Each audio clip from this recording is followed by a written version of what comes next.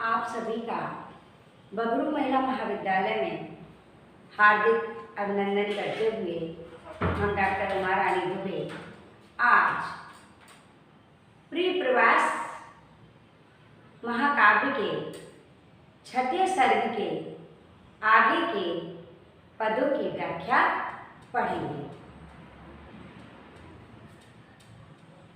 जैसा कि आप जानते हैं कि इससे पहले भी हमने अयोध्या सिंह उपाध्याय के प्रिय प्रवास के कुछ पदों का अवलोकन किया है, उनकी व्याख्या समझी है।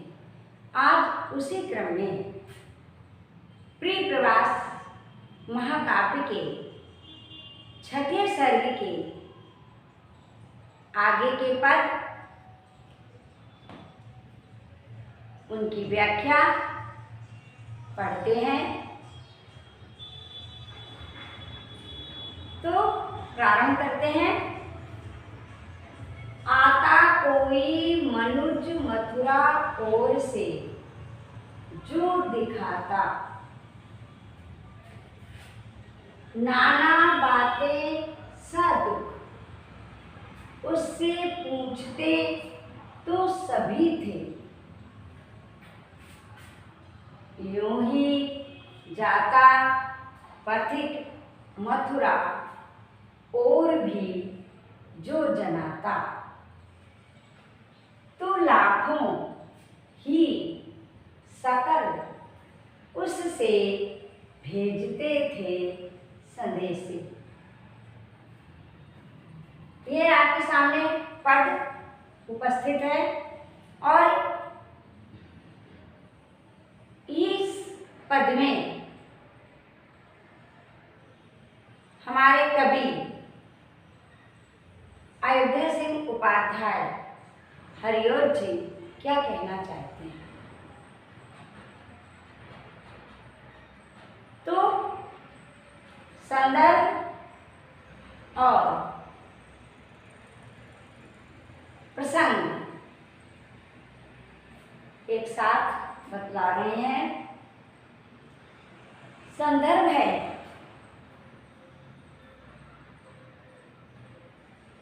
अयोध्या सिंह उपाध्याय द्वारा रचित प्रिय प्रवास महाकाव्य के छठे सर्ग से यह पद अवतरित है। इस पद में श्री कृष्ण के मथुरा गमन के पश्चात ब्रजवासियों की क्या स्थिति थी, उनकी क्या व्याकुलता थी, उनका चित्रण किया है। कभी वो ऊंचे ऊंचे पेड़ों पर चढ़कर, कभी ब्रज क्षेत्र से आगे निकलकर वन की ओर जाने वाले रास्ते को निहारते श्री कृष्ण के आगमन की प्रतीक्षा करते। तो इस पद में कवि ने ब्रजवासियों की व्याकुलता का चित्रण किया है, उनकी दशा का वर्णन किया है। व्याख्या पहले तो शब्दों के अर्थ देख लेते हैं। मनुज माने सभी जानते हो मनुष्य, सदुख माने दुख के साथ, पथिक माने रास्तागीर राहगीर, संदेशे अपना संदेश।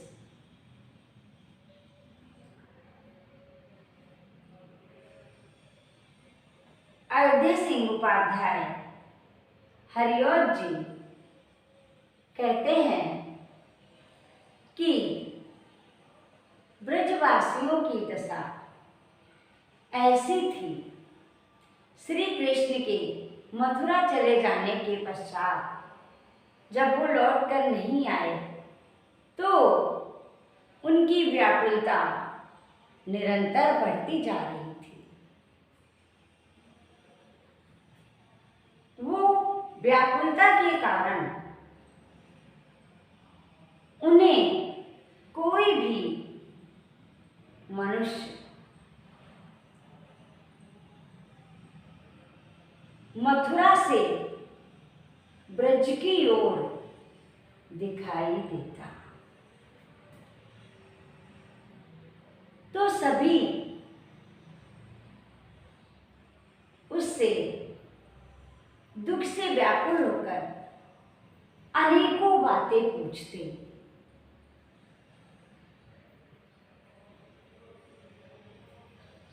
वहां लोग कैसे हैं, वहां क्या तुमने कुछ सुना है, श्री कृष्ण का कोई समाचार तुम्हें मिला है या तुम श्री कृष्ण के समाचार जानते हो। वहां की बातों से अर्थात मथुरा के लोगों से जब तुम मिले, वहां गए, तो वहां कैसा था, वहां का जो वातावरण था, वहां कैसी बातें हो रही थी, कुछ पता है? और गए हो तो श्री कृष्ण के बारे में आपने जरूर सुना होगा। तो कवि कह रहा है कि इस तरीके से अनेकों बातें उनसे पूछते, उस राहगीर से जो मथुरा से ब्रज की ओर उन्हें आता हुआ दिखाई देता, उसे वो रोक लेते। किसी तरीके से वो जानना चाहते कि हमारे प्यारे श्री कृष्ण के समाचार कुशल तो हैं, और यदि कोई उन्हें राहगीर मथुरा के रास्ते पर जाता हुआ दिखाई देता, मथुरा की ओर उन्हें ब्रजवासियों को, कवि कह रहा है कि मथुरा की ओर अगर कोई उन्हें जाता हुआ राहगीर दिखाई देता तो क्या कहते हो, उसके साथ सभी अपने संदेशे भेजते।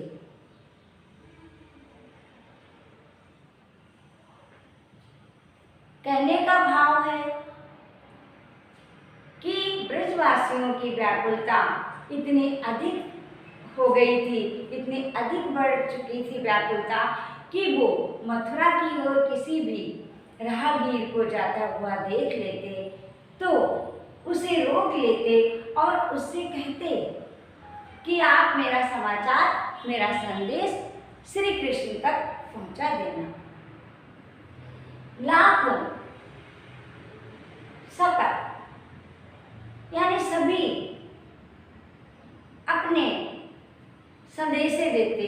कोई कहता श्री कृष्ण से कहना कि वो जल्दी ब्रज आ जाए, कोई कहता उनके बिना सब कुछ सूना लगता है, तो कोई कहता आपके बिना हमें सब कुछ निरर्थक दिखाई देता है, सब नीरस लगता है। तो कोई कहता आप जाना, मेरा संदेश श्री कृष्ण से कह देना। तो इस तरीके से अपने अनेकों संदेश उस राहगीर से श्री कृष्ण तक पहुंचाने के लिए वो कहते। यह तो रही इस पद की व्याख्या। आते हैं अब दूसरे पद की तरफ। फूलों, पत्तों पल्लवों और लता बेलियों से, आवासों से, ब्रज अवन से, पंथ की रेणुओं से होती सी थी यह ध्वनि सदा कुंज से, काननों से। मेरे प्यारे कुंवर अब भी क्यों नहीं गिरे आए। संदर्भ प्रसंग के साथ यह पद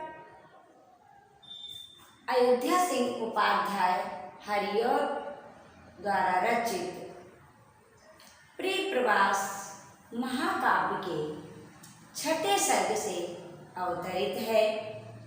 इस पद में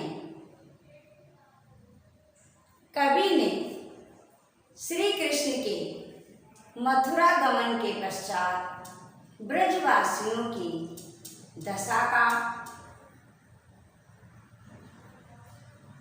चित्रण किया है।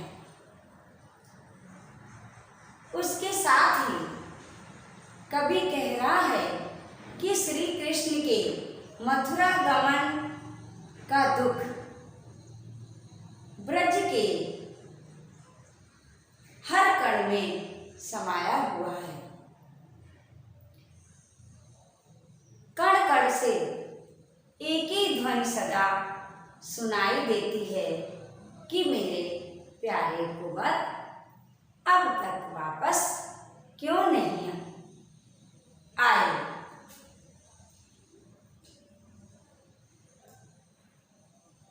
तो कवि ने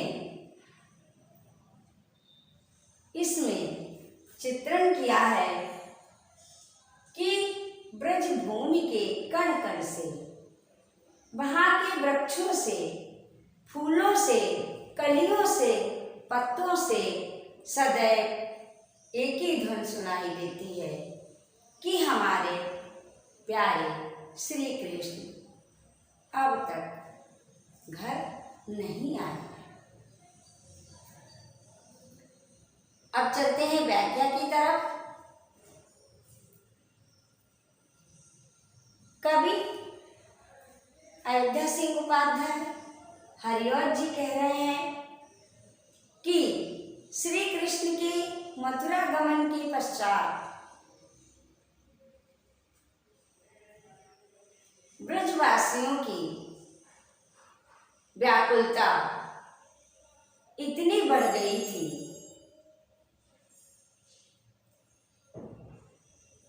कि वे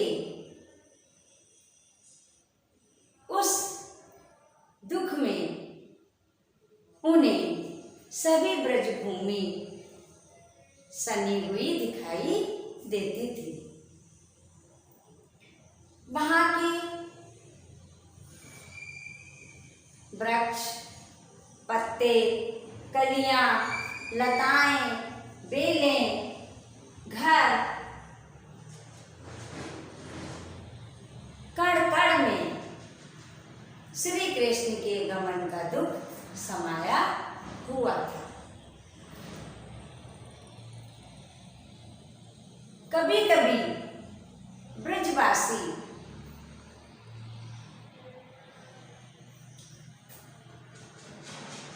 अपने दुख को इस प्रकृति के कण कण में देखने लगते हैं।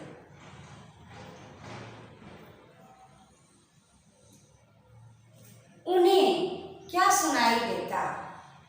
फूलों, सभी फूलों में, कलियों में, यहाँ तक कि पल्लवों में, पत्तों में, सभी वृक्षों में और लताओं में, बेलियों में एक ही ध्वनि निकलती हुई दिखाई देती कि हमारे प्यारे श्री कृष्ण अब तक मथुरा से ब्रज वापस क्यों नहीं आए।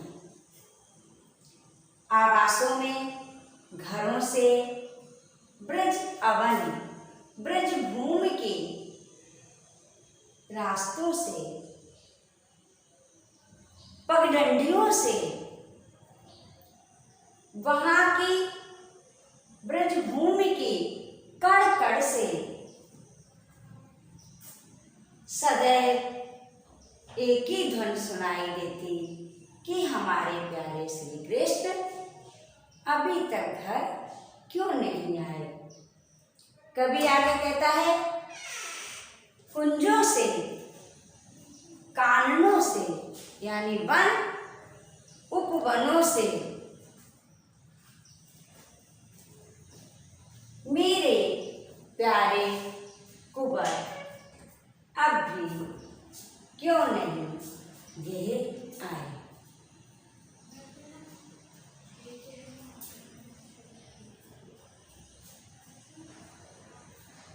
सभी रास्तों से, कुंजों से, वनों से,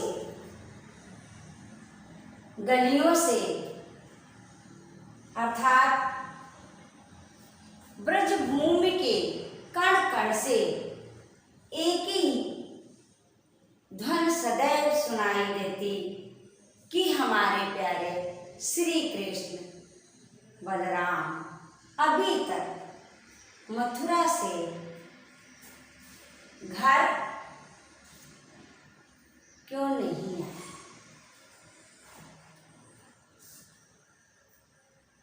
इतनी चिंता है ब्रजवासियों को, इतनी व्याकुलता है कि वो हर कड़ से एक ही ध्वनि सुनते।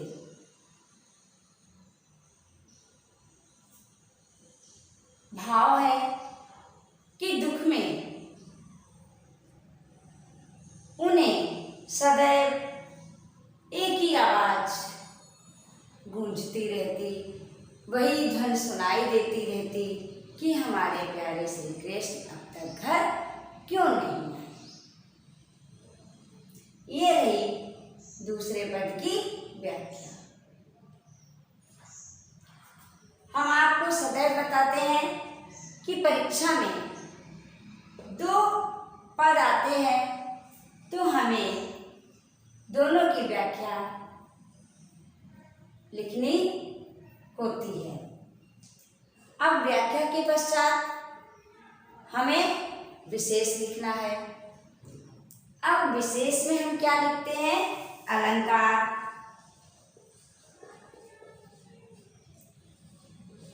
तो इस जो पद हैं आपके सामने उनमें अनुप्रास अलंकार है। कौन सा अलंकार है? अनुप्रास अलंकार।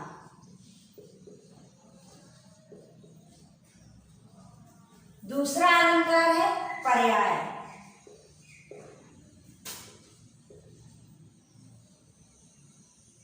पर्याय अलंकार। अब आप कहेंगे पर्याय अलंकार की पहचान क्या है? तो पर्याय अलंकार की पहचान है जहां पर एक आधेय का अनेक आधारों में या अनेक आधेयों का एक ही आधार में स्थिति का क्रमशः वर्णन होता है। सीधा सा समझ लो, जब एक ही आधेय का वर्णन होता है वहां पर पर्याय अलंकार होता है। तो यहाँ पर पर्याय अलंकार है और छंद है मंदा, क्रांता छंद। इस छंद की पहचान है कि प्रत्येक